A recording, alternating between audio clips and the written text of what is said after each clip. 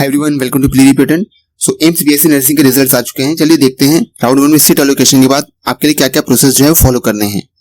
अगर आपको seat allot हो गई है तो what process we have to follow till admission.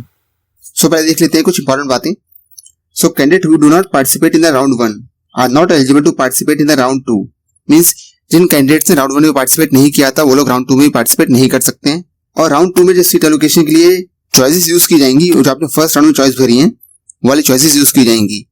आपके लिए जो ऊपर वाली चॉइस भरी थी वाली चॉइस जो है ऑटोमेटिकली अगर आप अपग्रेड के लिए जाते हैं तो ऑटोमेटिकली आपको एलोकेट हो जाएंगी। इसके अलावा जिन कैंडिडेट्स को एम्स दिल्ली अलॉट हुआ है तो उनका जो मेडिकल एग्जामिनेशन और दूसरी एडमिशन फॉर्मेलिटीज हैं विल बी डन ऑन 19/7/2024। 19 तारीख को जो फॉर्मेलिटीज वगैरह है मेडिकल एग्जामिनेशन एंड ऑल वो सारी चीजें वहां पर होंगी फ्रॉम 9 AM। सो जिन लोगों को भी एम्स अलॉट हो गया है न्यू दिल्ली वाला, तो all the candidates are advised to bring the prescribed fees. जितना फीस है प्रोस्पेक्टस में बता रखा है। और जब मेडिकल एग्जामिनेशन हो जाएगा and you have declared fit for the admission तो उस केस में आपको जो फीस है वो पे करनी पड़ेगी। बाई कैश कर सकते हैं, बाई कार्ड कर सकते हैं। नेक्स्ट देखते हैं procedure to be followed by the candidates who have been allocated BSc nursing seat in the first round of seat allocation. तो अगर आपको सीट एलोकेट हो गई है तो उसके बाद करना क्या है आपको। So all the candidates who have allocated seat in the AIIMS round 1 seat allocation are required to log in their portal and actively exercise one of the following options by 5 PM on 18 July 2024। So जब अपने portal में आप login करेंगे तो उस case में आपको वहां पर दो ऑप्शन दिखेंगे, ऑप्शन 1 ऑप्शन 2। और ये जो ऑप्शन 1 ऑप्शन 2 है इनमें से एक आपको सेलेक्ट कर लेना है। अगर आपने नहीं किया तो उस केस में जो सीट है वो कैंसिल हो जाएगी। सो ऑप्शन 1 क्या है, आपने सीट एक्सेप्ट कर ली है and do not wish to participate in the subsequent rounds. जो राउंड 2 है उसमें आप पार्टिसिपेट नहीं करना चाहते हैं तो करना है आपको सेलेक्ट ऑप्शन 1। तो अगर आपकी मनपसंद सीट मिल गई है so then you are done. तो आपको आगे राउंड में नहीं जाना है तो उस केस में सेलेक्ट करेंगे आप ऑप्शन 1। सेकंड ऑप्शन है कि आपको सीट तो अलॉट हो गई है मगर आप पार्टिसिपेट करना चाहते हैं राउंड 2 में ताकि आपका जो अपग्रेडेशन है वो हो जाए। इसके अलावा जिन लोगों को सीट नहीं मिली है तो वो लोग तो जाएंगे ही राउंड 2 में, तो उनको कुछ नहीं करना है। सो ऑप्शन 2 में क्या है, accept allocated seat and want to participate in the round 2 of seat allocation. So if you have choose the option 2 to participate in the next round you are allocated another round for seat allocation as per the choices filled by you in the round 1। If seat is allocated in the round 2 then the first seat allocated in the round 1 will be automatically cancelled. अगर आप seat join नहीं करते हैं तो in case तो you are liable to पे penalty of rupees 1 lakh if you do not join the upgraded seat. अब देखते हैं इसकी डिटेल्स। सो ऑप्शन 1 बता ही दिया आपको, accept the allocated seat and do not want to participate in the further rounds. तो उस केस में क्या करना है, जो एम्स आपको अलर्ट हुआ है उस एम्स में जाना है अपने सारे डॉक्यूमेंट्स लेके। अभी देखेंगे कौन कौन से डॉक्यूमेंट्स रिक्वायर्ड होते हैं और वहां पर आपको फिजिकली डॉक्यूमेंट्स वेरीफाई करा लेने हैं 18 जुलाई तक 5 बजे तक। अगर आपके पास ओरिजिनल सर्टिफिकेट्स नहीं है तो उस केस में आप जो 1 लाख का डीडी है वो भी जमा करा सकते हैं। और अगर आप एडमिशन नहीं लेते हैं तो जो 1 लाख रुपीस है वो चले जाएंगे आपके। और आप अगर ओरिजिनल डॉक्यूमेंट सबमिट करा देते हैं तो उस केस में जो 1 लाख का डीडी है वो आपको रिटर्न कर दिया जाएगा। और जो डीडी बनवाना है इनकेस अगर जरूरत पड़ती है तो बनवाना है एम्स मेन ग्रांट के नाम से। The DD will be refunded when the original certificates are deposited.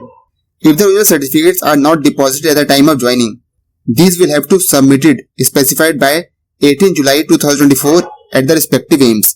Means जो एम्स आपको अलर्ट हुआ है वहीं पर जाके आपको जो डॉक्यूमेंट्स सबमिट कराने हैं 18 तारीख से पहले पहले।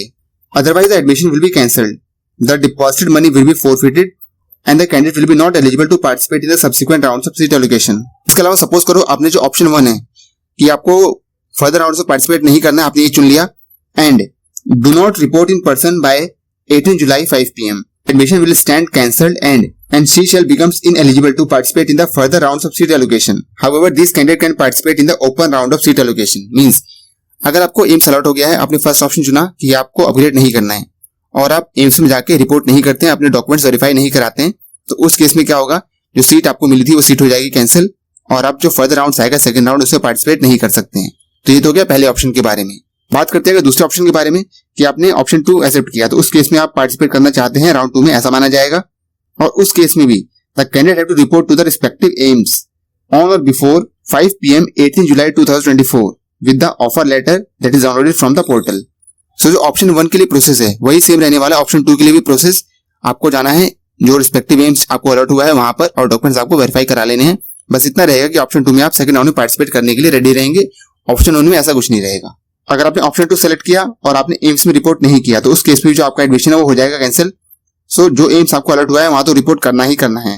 The candidate shall be eligible to participate in the round 2 of the seat allocation. तो ऑप्शन 2 आपने सेलेक्ट किया तो उसके वजह से आप राउंड 2 के लिए जा सकते हैं फॉर द अपग्रेडेशन। अगर आपको राउंड 2 में सीट एलोकेट हो गई तो उस केस में जो राउंड 1 की सीट है वो ऑटोमेटिकली चली जाएगी और आपको जो राउंड 2 में सीट मिली है वो सीट आपको ज्वाइन करनी पड़ेगी। अगर आपको सीट अलोकेट हुई है और आपने ना तो ऑप्शन 1 चुना है ना ऑप्शन 2 चुना है, आपने कुछ किया ही नहीं, तो उस केस में भी जो सीट है वो हो जाएगी कैंसिल। अब देखते हैं डॉक्यूमेंट्स कौन कौन से लेके जाने हैं आपको। तो उस केस में जो ओरिजिनल डॉक्यूमेंट्स है वो तो रहेगा। इसके अलावा जो फोटोकॉपीज हैं सेल्फ अटेस्टेड वो भी लेके जानी है आपको। तो एटलीस्ट आप 2 सेट्स ऑफ फोटोकॉपी रखना अपने साथ।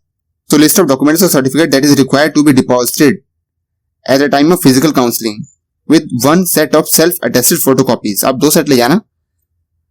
तो क्या क्या चाहिए होगा उसमें? पहली बात तो जो ऑफर लेटर जो आपको सीट अलॉट हुई है उसका लेटर, इसके अलावा seat allocation letter, final registration slip जो आपने जब रजिस्ट्रेशन किया था उस टाइम पे जो स्लिप निकली थी वो, एडमिट कार्ड जो इश्यू हुआ था एम से, इसके अलावा 10th क्लास का सर्टिफिकेट, 12th क्लास का सर्टिफिकेट, आगे 12th क्लास की जो मार्कशीट है वो तो रहेगी।